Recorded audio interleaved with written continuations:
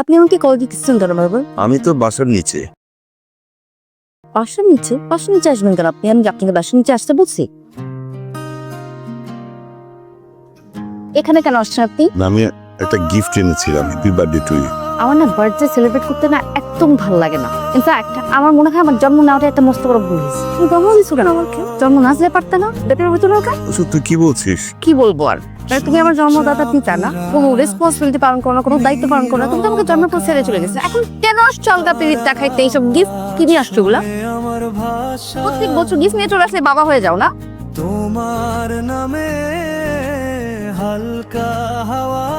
আসসালামু আলাইকুম। ওয়ালাইকুম সালাম। একদম মেয়েরা, দ্যাটস মাই ফ্রেন্ড। তোমরা আসলে আপনি ওর বাবা। বাবা হতে পারলাম কই? ব্যর্থ বাবাই বলতে পারো।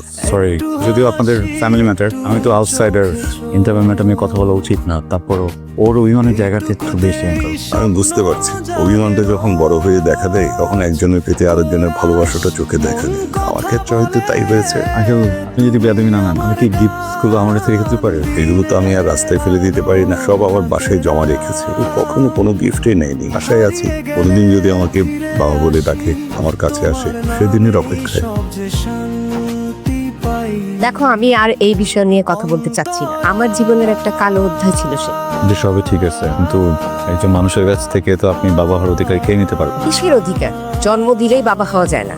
আর তাই যদি হয় তাহলে আমি ওকে জন্ম দিয়েছি, আমি ওর মা। তাসনিমের উপর আমি ওর বাবার কোনো অধিকার মানতে রাজি না। আপনি কি তাসনিমের বিষয়টা একবারও ভাবছেন? অবশ্যই ভেবেছি, না ভাবার তো এখানে কিছু নেই। আমি তাসনিমের বাবা, তাসনিমকে ভালোবাসি।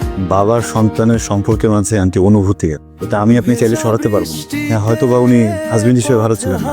আপনি কি আমাকে কোথাও লিখে গ্যারান্টি দিতে পারবেন উনি বাবা হিসেবে ভালো ছিলেন? ওর কাছ থেকে ওর বাবাকে দূরে করে ফেললেন। দেখেন, একজন মা হিসেবে আপনি আপনার সন্তানকে সব দিতে পারবেন, কিন্তু কখনো ওর ভিতরের বাবার শূন্যতা পূরণ করতে পারবেন না।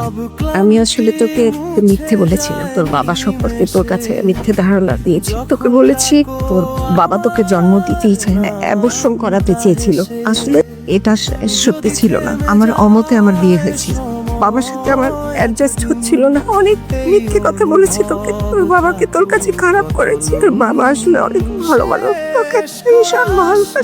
কথা বলে তুমি আমার গান, শুরু তুমি, তুমি শেষ জান। মেয়েরা যে কখন আমার মনে এক কোণে জায়গা করে নিয়েছে আমি টেরই পাইনি। আমার সাথে এমন একজন আছে যাকে আমি মন থেকে ভালোবাসি। নিজের অজান্তে আমি তোমাকে ভালোবেসে ফেলেছি মেয়ে। আই লাভ ইউ মেয়েরা। হ্যাঁ বল। করে তুই অনেক ইম্পর্টেন্ট কথা আছে। আমার তোর সাথে খুবই ইম্পর্টেন্ট কথা আছে, খুবই। ঠিক আছে, তোরটা শুনবো না, সমস্যা নেই। আমার তো একটু আগে বলা দরকার। না না না, আমার তো আগে। আচ্ছা, হবে না একটা, তুই একটু আসবি প্লিজ। খুব ইম্পর্টেন্ট একটা কথা বলবো তোকে। হ্যাঁ, আমারও তো এক ইম্পর্টেন্ট ব্যাপার আছে। তোরটা আগে বল। আমারটা বলবো না, তোরটা আগে বল। অচুকের দিকে তারা ওকে আগে কোনোভাবে আমাকে কম সিরিয়াস মনে হচ্ছে?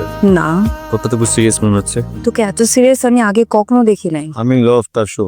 আমি কি হাঁটু গেড়ে বসে চোখের দিকে তাকায় বলে দিব যে আই লাভ ইউ মাসিয়া? তোকে বসে কে? মাসিয়া, তুই চল না আমার সাথে। আমি অকওয়ার্ড হলে তুই বলে দিবি। আমি যাব না। আমি কেন যাব? তুই মাসিয়াকে ভালোবাসিস, তুই ওকে গিয়ে বলবি এটা। আমি কেন যাব? আমি তো গিয়ে ওকে এক্সপ্রেশন দিব না, তাই না? বুঝছি, তোর কি মনে হয় হ্যাঁ বলবে নাকি না বলবে? যদি আমার মতো গাধা না হয় তাহলে হ্যাঁ বলবে।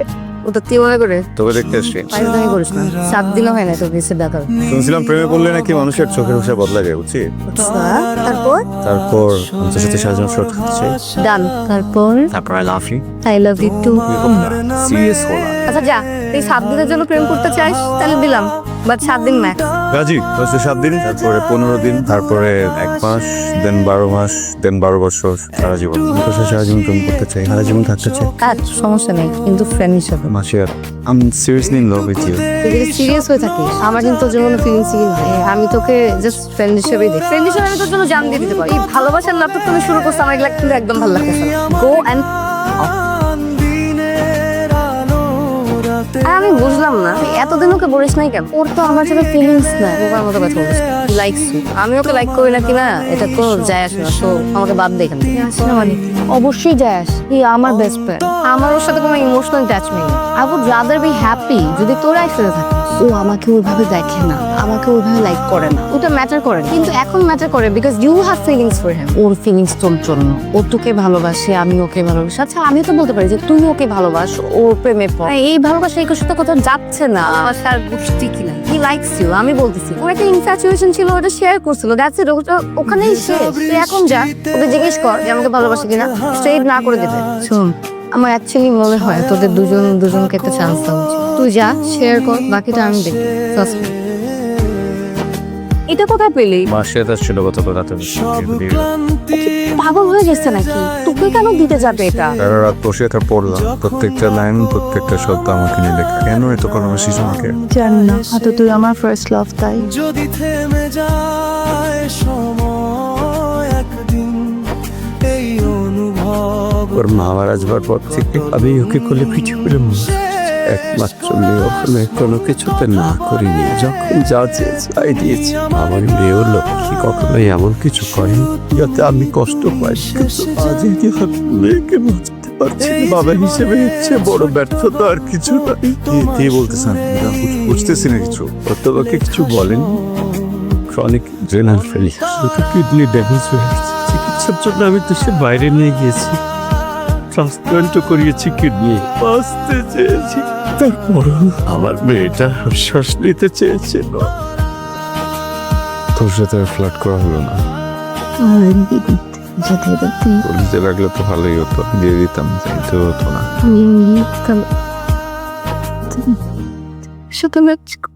চুরু পানি ক্যান্সি কাটলে না আমাদের বিরক্ত হয়ে পড়ছে। ভালো লাগে তাই তো। একটা কথা দিবি কি? কোনো কষ্ট দিবি না, নাহলে তুই এসে তোর খার মুখে। তাহলে তুই ওকে বলে দিস না কেন? কি বলবো বাবা? ওকে বলবো যে আমি তোকে ভালোবাসি, কিন্তু ওকে ভালোবাসার জন্য সময় আমার কাছে নাই। সময় হয়তো আছে একটু, কিন্তু সেটা কতটুকু সময়ের সাথে আমি নিজেও জানি না। ধরো আমি ওকে বললাম যে আমি ওকে ভালোবাসি পেলাম, তারপর মরে গেলাম। কষ্ট হবে বাবা, তো সেই কষ্ট নিয়ে বাদ দিয়ে ভালোবাসার কষ্ট। জানো বাবা, আমার তো খুব কষ্ট হচ্ছিল ওকে চলে যেতে, বলতে যে আমি তোকে ভালোবাসি না। একটু যদি সময় পেতাম ওকে বলতাম আমি তোকে অনেক ভালোবাসি, অনেক। একটু হাসি, একটু চোখে মাসি আপনি কাঁদতেছিস কেন? কথা বলবো না কিন্তু। কাঁদছে না তো। সরি, ও তো কিছু বলি, এটা লুকাইছি। এরটা কথা বলতে চাই না, লুকাইলো জেনে দেবে। আমি আসলে ভাবছিলাম ট্রিটমেন্ট করলে ঠিক হয়ে যাবে, আমাকে হারাতে পাঠানো। তোকে একটা কথা বলবো, প্রমিস করতে হবে, কাউকে বলবি না। আমাকে বলিস না কেন? বললে কি হতো? আমাকে ভালোবেসে সময় দিতে পারতাম, জীবন না তোমাকে কষ্ট দিতাম না। আমি তো জানি তোমাকে কত ভালোবাসি। আমার ভাগের প্রতি ওকে দিয়ে দিই। তুমি ভালোবাসা নিয়ে আমি ভালোবাসি। আসো, আমাকে একটু জবে দিবি।